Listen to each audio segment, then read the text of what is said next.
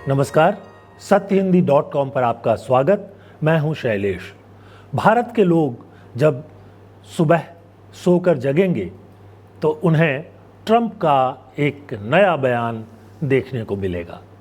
घोषणा हो चुकी है कि अमेरिकी समय के हिसाब से रात में वो देश को संबोधित करेंगे, यानी हमारे हिसाब से, यानी भारत के हिसाब से ये समय सुबह का होगा। अब तरह तरह की अटकलें हैं। क्या वो ईरान के साथ युद्ध को ख़त्म करने की घोषणा कर देंगे? क्या वो ईरान पर हमला और तेज़ करने की घोषणा करेंगे? क्या वो नाटो सैनिक संगठन से निकलने की घोषणा करेंगे? तरह तरह की बातें चल रही हैं। बहरहाल ट्रंप जिस तरह दिन में 3 बार बयान देते हैं और तीनों बार अपने ही बयान को बदल देते हैं, उसके आधार पर ये कहा जा सकता है कि पहले से अनुमान लगाना मुश्किल है। लेकिन एक बात बहुत साफ तौर पर सामने आ रही है कि ट्रंप अब इस युद्ध से बाहर निकलने के लिए बेताब है। इसके कई कारण हैं, उस पर हम बातचीत करेंगे। लेकिन ट्रंप अब इससे सम्मानजनक तरीके से बाहर निकलने का रास्ता खोज रहे हैं, ये बात तो बहुत साफ हो चुकी है। एक घोषणा उन्होंने ये की है कि हॉर्मुज समुद्री मार्ग खुले या नहीं खुले, वो इस युद्ध को ख़त्म कर देंगे। दूसरी तरफ वो ये भी कह रहे हैं कि ईरान में अब जो नया नेतृत्व है वो पहले से ज़्यादा समझदार है और वो ज़्यादा अच्छा व्यवहार कर रहा है। यानी वो संकेत दे रहे हैं कि अब वो युद्ध ख़त्म कर सकते हैं। हालांकि ईरान में वहाँ के सुप्रीम लीडर खामेनेई की मौत के अलावा कोई बदलाव नहीं हुआ है। खामेनेई की जगह उनके बेटे सुप्रीम लीडर बन चुके हैं। राष्ट्रपति वही हैं, सरकार भी वही है। 1-2 सैनिक अधिकारियों की मृत्यु ज़रूर हुई है युद्ध में, लेकिन कुल मिलाकर सरकार वही चल रही है। और ईरान इस बार एडमेंट है। वो अमेरिका से करीब करीब 14-15 गारंटी मांग रहा है और उसके पहले वो अपनी तरफ से युद्ध खत्म करने के लिए तैयार नहीं दिखाई दे रहा है। ये बात ज़रूर चिंताजनक है और ये बात साफ हो गई है कि अमेरिका और इजराइल ने जिस सोच के साथ युद्ध को शुरू किया था उसको वो प्राप्त नहीं कर पाए हैं। अब दुनिया भर के युद्ध विशेषज्ञ ये कहने लगे हैं कि अमेरिका और इजराइल ने सोचा था कि वहाँ के सुप्रीम लीडर खामेनेई की मौत के बाद पूरे देश में लोग जो हैं वो वहाँ की सरकार के खिलाफ सड़कों पर आ जाएंगे। वहाँ जो अभी व्यवस्था चल रही है, ईरान में जो अभी व्यवस्था चल रही है, वो लड़खड़ा जाएगी, गिर जाएगी, ख़त्म हो जाएगी और इसके बाद वहाँ सत्ता परिवर्तन हो जाएगा। ऐसा कुछ दिखाई नहीं दिया। 33 दिनों के युद्ध में खामेनेई की मृत्यु के बाद भी वहाँ के लोग जो हैं वो कुल मिलाकर एक साथ खड़े हैं। बल्कि स्थिति ये है कि इस युद्ध के शुरू होने से पहले वहाँ महंगाई को लेकर के और डॉलर की कीमत गिरने को लेकर के और चीज़ों की कमी को लेकर के जो लोग सड़क पर आए थे वो लोग भी अब सड़कों पर नहीं आ रहे हैं, पीछे हट गए हैं। और शायद इसका एक कारण राष्ट्रवाद है। ये हमेशा होता है कि जब राष्ट्रवाद सामने आता है तो लोग अपनी बहुत सारी समस्याओं को भूल जाते हैं और ईरान में भी यही दिखाई दे रहा है।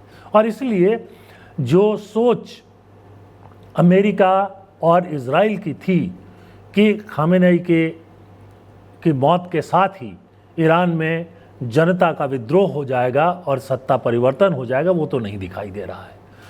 दूसरी तरफ ईरान पूरी ताकत से लड़ रहा है और कई संकेत ऐसे मिल रहे हैं कि अगले 6 महीनों तक वो लड़ने के लिए तैयार बैठा हुआ है। दरअसल ईरान इस तरह की लड़ाई की तैयारी लगभग 20 सालों से या उससे भी ज़्यादा समय से कर रहा था।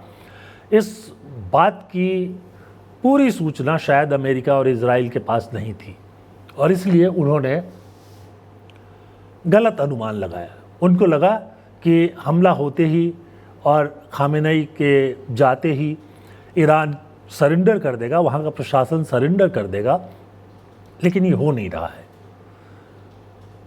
तो ट्रंप जो है कई बार कई तरह की धमकियाँ दे चुके हैं।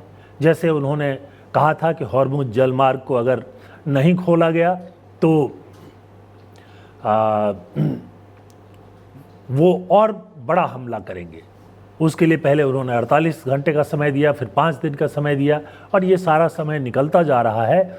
ईरान ने बहुत साफ कह दिया है कि वो इस जलमार्ग को पूरी तरह से तभी खोलेगा जब वो आश्वस्त हो जाएगा कि अमेरिका आगे कभी उस पर हमला नहीं करेगा। वैसे ईरान के जो मंत्री हैं वो बार बार कह रहे हैं कि हॉर्मुज जलमार्ग जो है वो सबके लिए बंद नहीं है, वो ये कह रहा है कि मित्र देशों के लिए खुला हुआ है। इस बीच तरह तरह की खबरें आने लगी हैं। एक खबर ये है कि अमेरिका पाकिस्तान को आगे कर रहा था कि वो ईरान के साथ समझौता को आगे बढ़ाए, लेकिन पाकिस्तान जो है वो ईरान को आश्वस्त नहीं कर पाया है। अब पाकिस्तान के एक मंत्री को चीन भेजा गया है। उसके बाद से चर्चा चल रही है कि क्या अमेरिका चाहता है कि चीन इसमें कोई मदद करे। दूसरी तरफ से बहुत सारे विशेषज्ञ कह रहे हैं कि खुद ईरान चाहता है कि चीन और रूस को इस बातचीत में शामिल किया जाए, और वो चाहता है कि चीन और रूस जैसे देश जो सैनिक ताकत के रूप में अमेरिका के मुकाबले खड़े हो सकते हैं, वो ये आश्वासन दे कि आगे कभी अमेरिका हमला नहीं करेगा। और ईरान की ये नाराज़गी जायज़ भी है, क्योंकि 28 फरवरी को जब ईरान पर हमला हुआ था उस समय अमेरिका के साथ उनकी बातचीत चल रही थी, और ऐसा लग रहा था कि बातचीत आखिरी दौर में है और बहुत जल्दी जो है कोई ना कोई रास्ता निकल जाएगा। अमेरिका जिस बात को सबसे ज़्यादा तवज्जो दे रहा था वो ये था कि ईरान जो है वो न्यूक्लियर या परमाणु हथियार नहीं बनाए। इसके बारे में ईरान पहले से सफाई दे चुका था। खामेनेई ने पहले ही कहा था कि परमाणु हथियार चूँकि जनता के खिलाफ होते हैं, आम जनता के खिलाफ होते हैं, इसलिए ईरान परमाणु हथियार नहीं बनाएगा। लेकिन परमाणु का शोधन जो है वो कर रहे थे, और उनका कहना था कि ये शांतिपूर्ण कार्यों के लिए होता है। परमाणु का उपयोग ऊर्जा के लिए भी होता है, बिजली बनाने के लिए भी होता है। दुनिया के बहुत सारे देशों में परमाणु ऊर्जा के संयंत्र लगे हुए हैं। तो ये बातें साफ थी। अब ईरान ने अपनी तरफ से 15 शर्तें रख दी है। अमेरिका चाहता था कि उसकी कुछ बातें मान ली जाए, लेकिन ये निकल नहीं पा रहा है। उसके साथ साथ अरब देशों की अपनी चिंता है।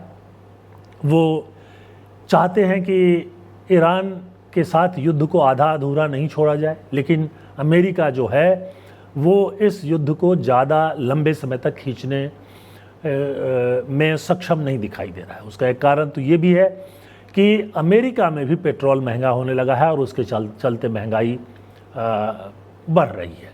दुनिया के बाकी देशों में भी ये समस्या है, और अमेरिका जो है नाटो देशों से भी अलग थलग पड़ गया है। नाटो में 22 देश शामिल हैं, और उनके बीच एक समझौता है कि इनमें से अगर किसी भी एक देश पर हमला होगा तो उसे सभी देशों पर हमला माना जाएगा।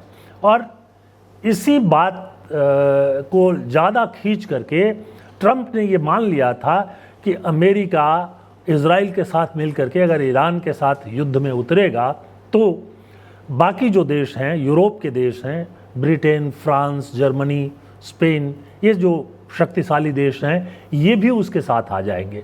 पर इन देशों ने मना कर दिया है। कुछ देशों ने तो यहाँ तक कह दिया है कि जिन विमानों में हथियार लेकर जाया जा रहा है ईरान युद्ध के लिए, वो उनके हवाई क्षेत्र से नहीं जा सकते हैं। तो कुल मिलाकर के स्थिति यहाँ पहुँच गई है कि ट्रंप ने एक बयान ये भी दे दिया है कि वो नाटो से अलग हो जाएंगे, यानी अमेरिका नाटो से अलग हो जाएगा। नाटो यूक्रेन युद्ध में शामिल है और उसके बावजूद 2 सालों से युद्ध चल रहा है, कोई उसका अंत दिखाई नहीं दे रहा है। यूक्रेन के बहुत सारे हिस्सों पर रूस ने कब्जा कर लिया है और वहाँ एक समस्या तो चल ही रही है, दूसरी तरफ ये ईरान की समस्या। लेकिन यूक्रेन युद्ध के कारण दुनिया के बाकी देश जो हैं ज़्यादा प्रभावित नहीं हो रहे थे, क्योंकि उसके पेट्रोल को लेकर के जो यहाँ ईरान के मामले में समस्या खड़ी हुई है वो यूक्रेन को लेकर के नहीं हुई थी। तो अब ईरान के चलते दुनिया भर में पेट्रोल की कीमतें बढ़ रही हैं। भारत में जो सामान्य डीजल पेट्रोल है उसकी कीमत नहीं बढ़ाई गई है, लेकिन गैस की कीमत बढ़ चुकी है। जो एक हाई क्वालिटी डीजल पेट्रोल होता है उसकी भी कीमत बढ़ चुकी है। और ये कहा ही जा रहा है कि जो बंगाल, असम और तमिलनाडु, केरल वगैरह 5 राज्यों में विधानसभा के चुनाव के बाद यहाँ भी तेल की कीमत बढ़ सकती है। तो जाहिर सी बात है कि दुनिया भर में उसका असर दिखाई देगा। बांग्लादेश में पेट्रोल डीजल की कमी हो गई, भारत ने मदद की। श्रीलंका में कमी हो गई थी, भारत ने मदद की। लेकिन आखिरकार भारत का जो स्टॉक है वो भी सीमित है। ये अलग बात है कि अभी कुछ महीनों तक के लिए स्टॉक हमारे पास है, लेकिन लंबे समय तक कोई भी देश स्टॉक रखने की स्थिति में नहीं होता है। अब सवाल ये उठता है कि क्या अमेरिका जो है चीन और रूस को गारंटर मान लेगा? ये तो एक और फजीहत की बात हो जाएगी ट्रंप के लिए। अमेरिका इसको स्वीकार नहीं करेगा और नाटो भी इसको स्वीकार नहीं करेगा। यूक्रेन के बहाने रूस और नाटो जो है वो आमने सामने एक तरह से डटे हुए हैं। हालांकि नाटो खुद युद्ध में शामिल नहीं है, लेकिन नाटो के सारे देश जो हैं उनको हथियारों की मदद दे रहे हैं यूक्रेन को। और लेकिन जहाँ तक ईरान का सवाल है, तो अब कोई भी देश जो है, नाटो में शामिल देश जो हैं, वो अमेरिका की मदद के लिए तैयार नहीं है।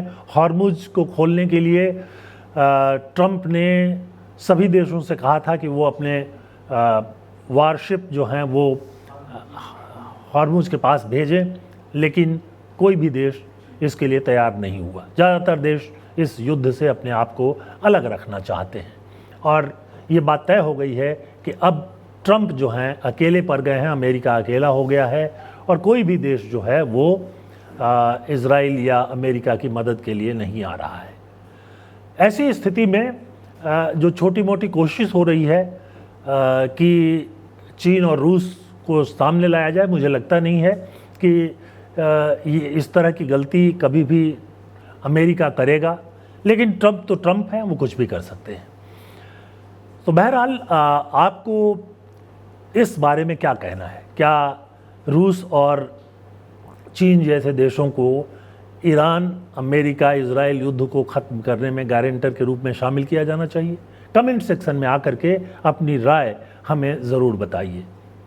इसके साथ ही हमारे जो प्रोग्राम हैं उनको आप फॉलो करें और उसके साथ साथ लाइक करें। हमारा ऐप जो है उसको डाउनलोड करें और हमारे साथ संपर्क बनाए रखें। तो आज के लिए बस इतना ही। बहुत बहुत धन्यवाद। नमस्कार।